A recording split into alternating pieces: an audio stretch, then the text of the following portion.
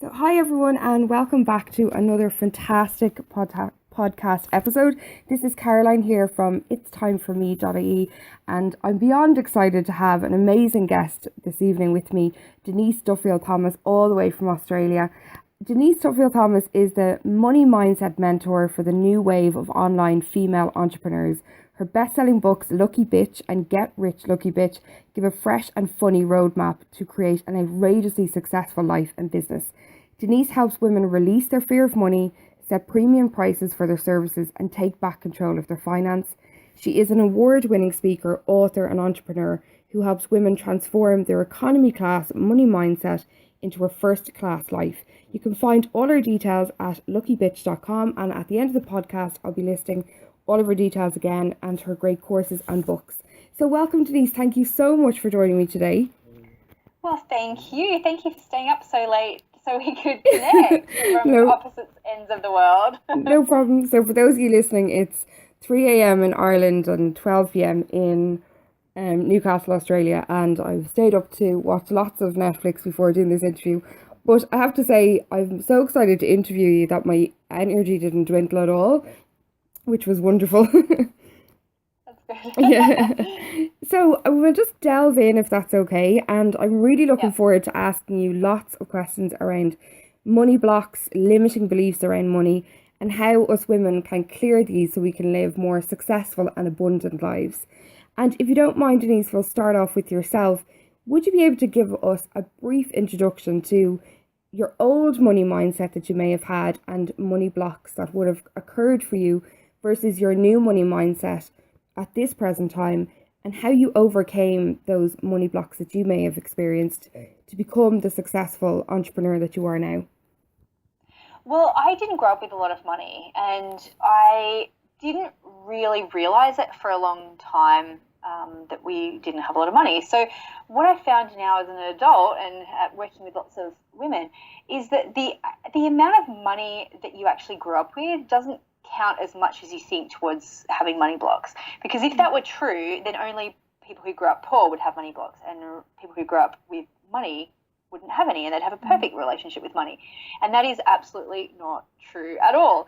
But I think one of the blocks I did get from growing up in that way was a feeling that men were good with money and women weren't, or that somehow women weren't allowed to have money, because I saw a lot of women in my family have zero financial independence, and they didn't earn their own money.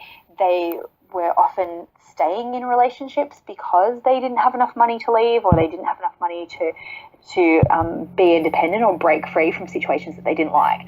So I think that was my first money block, was that men control the money and I am powerless around money. I also had a big block around numbers. I wasn't ever really good at mathematics as a kid. I really struggled with things like long division, with any like algebra. I had to have a math tutor because I was failing math. So I also had this block that I just wasn't good with numbers. And that was, I think, made worse in my early 20s when I got into a bunch of debt, with credit card debt and things like that. So I was like, I'm not good with money. I can't earn it. I'm terrible with numbers. I obviously don't understand the world of finance because I've got myself into all this debt. I just don't think that money is my friend in any way. And then coupled that with all my entrepreneurial efforts that were total failures. I could never really make any money out of them. And there was a block there that I identified, which was you can't make money out of things that you love because it somehow dirties them. You should do things for the love of it. You should do it for the love of helping people. And you can't really make money out of that at the same time because you have to choose. You have to choose between helping people or making money. You have to choose between love or making money. So I had a ton of money blocks. So when I became a life coach, I realized that a lot of the people I was working with, they also had money blocks, which was great because suddenly I felt less alone. And instead of just thinking it was a me problem, I very quickly realized that a lot of women have similar feelings about money, that we're scared of money, we think it's not for us, we think that we're not good at money, and we have this love-hate relationship with earning money out of things that we love. So I decided to just focus on that part of my coaching practice, just helping women with their money stuff. And I've never run out of clients since. I'd say you haven't.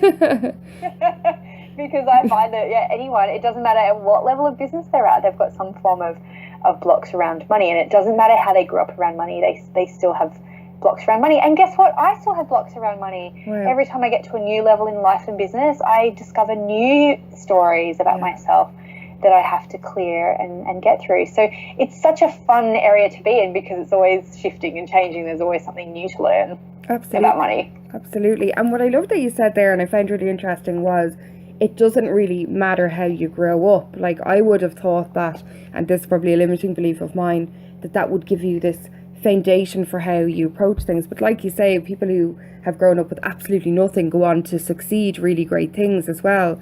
So how do you think people will actually identify what their money blocks are? Because, you know, the way I've done a lot of work on my money blocks over the years, and I've had loads like yourself. I work for myself, I'm a life coach as well, and I have an online business, and definitely that thing of, is it okay to charge, or why should I be doing this? I should be helping people. And as my husband always says to me, he's like, yeah, you can help people, but you also have to help yourself. You know, it's okay to support yourself in that way. So if you've got things that are going on maybe in your subconscious, how do you actually bring them out into the front of your mind to figure out what your blocks are?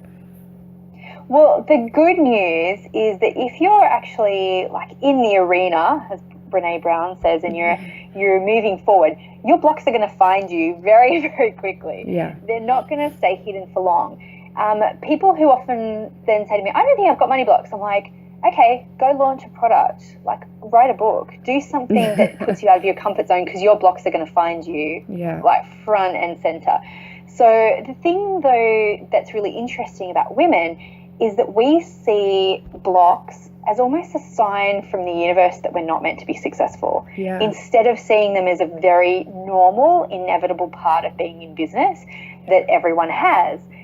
So we're all like being really secretive around it, of like, oh my God, the universe doesn't like me and doesn't want me to be successful and hates me and wants me to be poor, instead of just going, oh my God, I've got blocks. This is great. It's a good opportunity for me to let it go. Yeah. But I do want to just say one thing when you were saying about the growing up rich poor thing. I want to give you a really good example, because people don't believe me. Especially if you did grow up poor, you're like, Denise, no. If you grew up with money, you would have, you'd be fine. So let me tell you how this works. So say, for example, you've got a very strong block that you have to work really hard to make money, which a lot of us have, and you might have it. I know I definitely have it. So if you grew up poor, you might say, for example, your parents didn't work, maybe you were on welfare, then maybe you got that block from thinking, well, my parents don't do anything and they're poor. Maybe they'd have to work really, really, really hard to make the money, and, they don't have the energy for it, or they don't have the drive for it. So then you've made the decision, oh my God, I have to be really ambitious and work really hard to have the things that I never had as a kid. Yeah. You might have had parents who were poor but did work really hard. Maybe they had a blue-collar job where they had to physically work with their hands. So my mum was a house cleaner, and then later in life she worked in nursing homes. Yeah. So she had to work really hard for her money. So then that block could manifest for you in almost feeling guilty that if you are doing something that you love, you're actually not working hard enough to deserve the money. And so that's when people start to sabotage doing things easily, because it just goes against their grain of, no, if you want to make money, you have to go out and do it work with your hands really hard.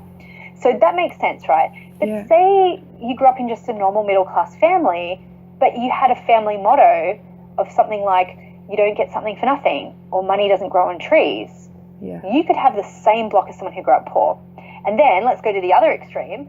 Maybe you had parents who were very successful. Maybe they were entrepreneurs, or, for example, your parents might have been lawyers or bankers or accountants, or a profession that they had to bill a lot of hours to make the money. You could have still ended up with that same block, that it doesn't count unless you're spending 1 million hours a week, burning yourself out, sacrificing time with your kids, your family, your wife, your health, to make that money. So even though your circumstances could be vastly different from another person you know, you could actually still end up with the exact same block. So does that make sense? Yeah, it does. And it's really interesting as you're talking. I'm thinking about my own life in the background, and it really does make sense. And I think what's really interesting is, especially not to kind of stereotype, but I think here in Ireland in particular, like, we don't talk about money a lot. And sometimes there can be more of a negative thing about actually speaking about money or wanting to have more, you know, that it's nearly in the culture a little bit to have that guilt. But I think guilt is quite a big association with money as well, you know, whether it's a feeling of not being good enough or shouldn't have it, I shouldn't have more than somebody else has, wherever it comes from. But I think how you explain that is really good, because I think all the listeners could relate to any part of that, you know, like they'll have grown up in one of those scenarios, which I think is really good. So thanks so much for explaining that really well. Well, I was just going to say on the Ireland thing, right? Because I've spent a lot of time in Ireland. Yeah. I think countries have money blocks as well that can permeate through the culture. Mm-hmm. And I did find it so interesting spending time in Ireland that, you know, as a culture, you guys are simultaneously extremely optimistic and happy, and at the same time can be very pessimistic. Literally in the same person. Yeah. But you know, when you said straight off the bat, thanks a million, that's also a very Irish thing that I hear a lot too. So you've also got money language in different cultures. And so I think that's really interesting too. Australia has a very similar like fairness sense that you guys have as well, of, you know, it's not nice to have more than other people, and it's not good to have more than you need. Whereas America has one of like, hey, like, let's just make as much as we can. They do. They really do. That's great. Yeah.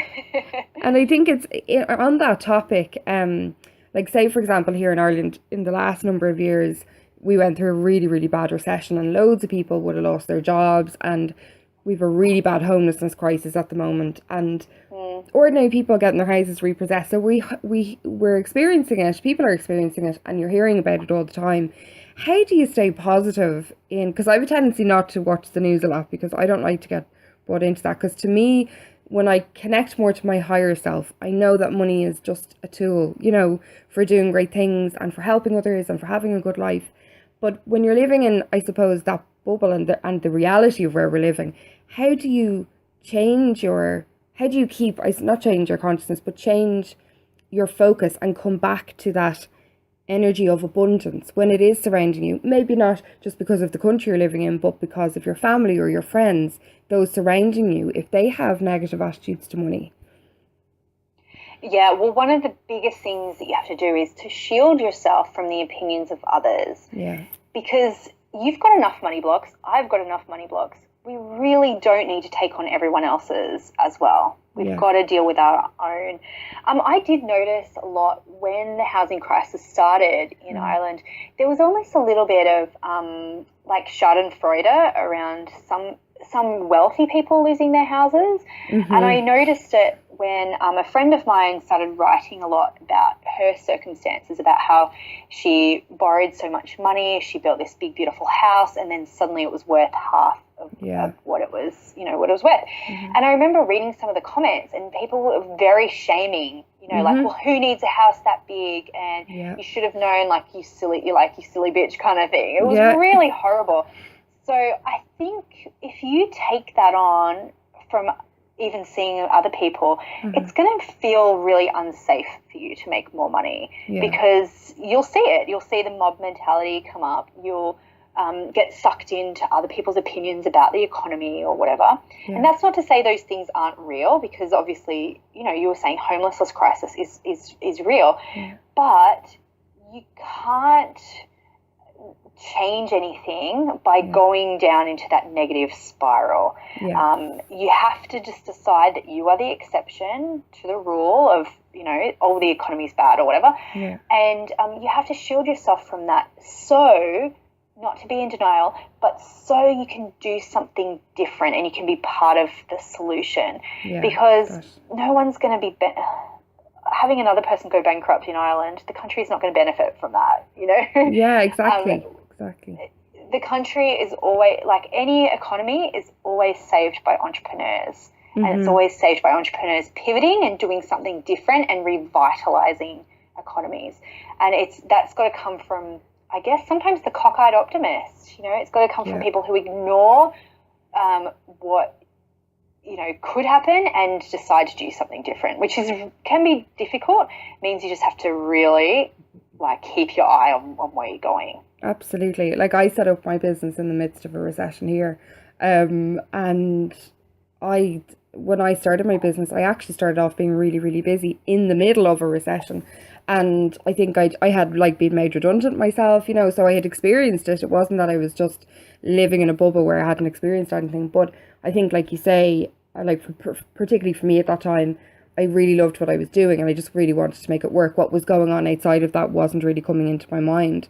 So the determination has to be there. And you're amazing at helping women in business. So people who are about to start a business or who want to move into a business or who are in businesses, and look at how they're charging and their worth around that. And I definitely, you mentioned this earlier on, if you are in business, your money blocks come up. I would have thought I had no money blocks at all. And then when I started my business, I was like, where did these come from? Oh my God, it was like I was after entering a parallel universe or something.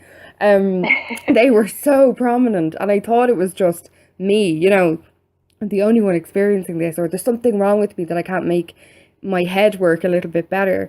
So for people who are at that stage of wanting to maybe start something themselves, or even are in a career, in an employed job and want to make that leap into something else, but the fear factor is so strong for them, how do you help women overcome their fears? How do you suggest that you work through them?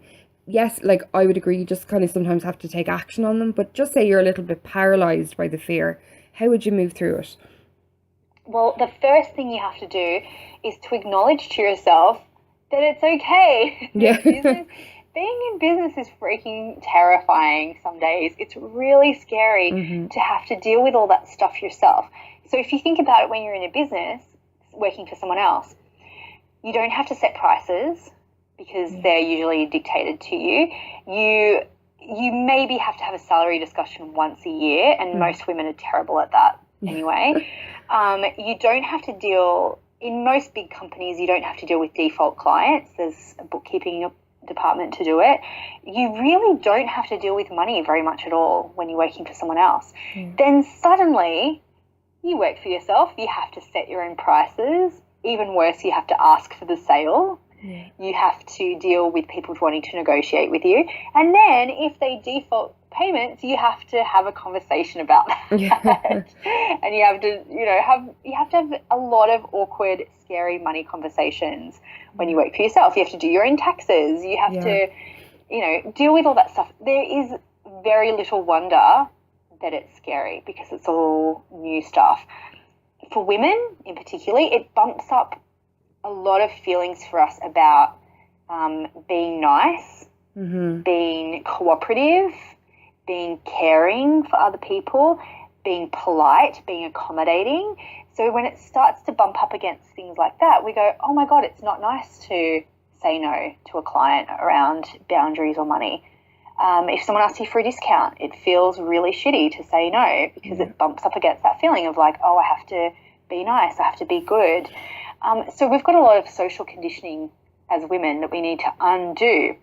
So I just want people to hear that and to go, oh my God, everyone is scared and you're trained to be scared about money. That's from a young age. Yeah, absolutely. And do you think that you can overcome that? When you're working with women, because obviously you specialize in working with women, obviously you probably see recurring themes of not being good enough or scared or the guilt. Is it possible just to get over it? Now, like you said as well earlier on, new money blocks will come up as you maybe get more successful or earn more money. But is it possible to actually live an abundant, financially secure life with these blocks kind of swirling around at times? Absolutely. So that's why I never really say to people you're never going to have blocks, because you will. Yeah. But you'll learn to dance with them. You'll learn to move forward anyway. Yeah. And what scares you today about your money won't scare you tomorrow. So once you've had your first refund request, by the way, you feel like you're going to die, and you feel like it's the worst thing ever, and you feel like, it's like you're just going to hate life. And then the second time you go, okay, that wasn't as bad. Yeah. Soon you'll put a process in place, and it will just be a cost of doing business. You won't even think about it. Yeah. But then there'll be something new where you'll go, oh my God, I've got a tax bill. You do that once, okay, it's not as scary the second time. So you're going to grow and evolve, and things will shift and change for you. Some will just be business as usual. Some will maybe continue to spike you a little bit and get a little bit scary. Some things will grow and change, and it might be the same money block, and it might just grow and change with you. So let me give you an example of that. Yeah. The working hard one, okay? Yeah. So this hits women right at the start of their business, where they burn themselves out because they feel like they have to do everything themselves, or they don't have the money to outsource, so they feel like they have to work really, really, really hard. Yeah. That same money block can hit you at $1 million when you're making $1 million, and hit you in ways where you still resist maybe expanding your team or growing your team or doing things to make your life easier in your life and business, because you feel like, oh, if I'm not working, I'm not going to deserve it.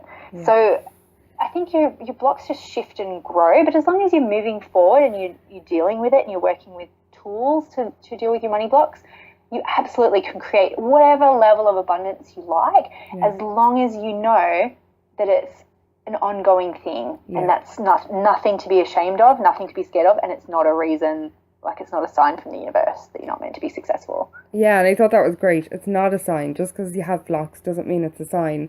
It's like I read a quote the other day saying, oh, what's meant for you won't pass you by, but you actually have to go and do something about it. So it's like things can be meant for you, like success and abundance, but obviously you have to work with it. You can't just sit and hope that it'll all manifest itself, and I think exactly. And I like what you said, moving through your blocks, knowing they're there and navigating them, like kind of make them part of you as opposed to like the enemy, I think is a really good approach. But I also think actually acknowledging that, some people would just like have these limiting beliefs or have these money blocks and just think that that's completely normal. But sure, of course it's like that. That's the way everybody thinks, and actually that we do have them, and it's okay to break them down and to move forward through them as well. But which is why having a community, I think, is so important, because if you're just sitting at home feeling like you're the only one who feels that way, it's very lonely. Yeah. Whereas if you're in conversation with other women at different stages of business and realize that, oh my God, we're all working on this, there's no end point in a way, it's going to make you feel so much more normal. And that's really good. Yeah, and that is like, I really, really wanted to do this interview because I've been following your work for years, and it really has helped me. And I know I was saying before we started recording that I have one of your quotes on my phone as a screensaver saying it's safe for me to make fabulous money. And I just feel, even for women that aren't in business and are working, just feel it's a topic that's not discussed enough, and the worry and the panic that's there around it for people. And we just kind of say, well, that's just part of the course. It's going to be panicked. It's going to be worrisome. And it doesn't have to be. But like, it's a way, like you said, creating a community, even with your own friends to talk to about it. But we don't. Like, I don't really talk to friends about money. I have one person I would, but other than that, you just wouldn't. It just doesn't really come up, that way. So I think this is great, and I think what you're doing is fantastic, particularly for women in business as well. But I just before we finish, wanted to move on to some kind of fun stuff. I love manifesting, and I love your manifesting challenges. They're brilliant. And how can you have, I suppose, if you're in a place right now, for anybody that's listening, whether you're in business or you're not in business, but that you're a woman who has limiting beliefs and you want to create a feeling of abundance in a place that may not be quite abundant, how can you get on the road to manifesting better things for yourself? Well, that's a big question, right? Yeah, sorry. It's really a process that you can learn, and manifesting isn't just about magic or being worthy of good things happening to you. You can really follow a process to and very practical things to get yourself in that space where things seemingly manifest out of the blue, even though you've kind of worked on it. And I know we've only got a couple of minutes left, but I actually do have a training on this where I take people through the 5 steps of manifesting. Oh, great. Which is around decluttering, deciding what you want, surrounding yourself with positivity, taking action, and learning to receive. And anyone can go get that at luckybitch.com/formula. Oh, brilliant. And I take people through that because I am a big believer in manifesting isn't magic. Manifesting just means make real. Yeah. Just make real. And you can make any dream real if you're willing to follow the process. Some things might not manifest overnight. Some things take weeks, months, sometimes things take years to manifest, but you can do things to put yourself in that process of allowing it to happen and the process of making it real. And you can create that with the universe. You don't have to just sit back and wait for a lucky star to descend upon you. Yeah, I know. And a lot of people do think money is luck. I hear that all the time. Oh, that person's just lucky. And I'm like, no, they're doing something to make this happen. I don't believe in, like you said it earlier on, it doesn't matter what your background is.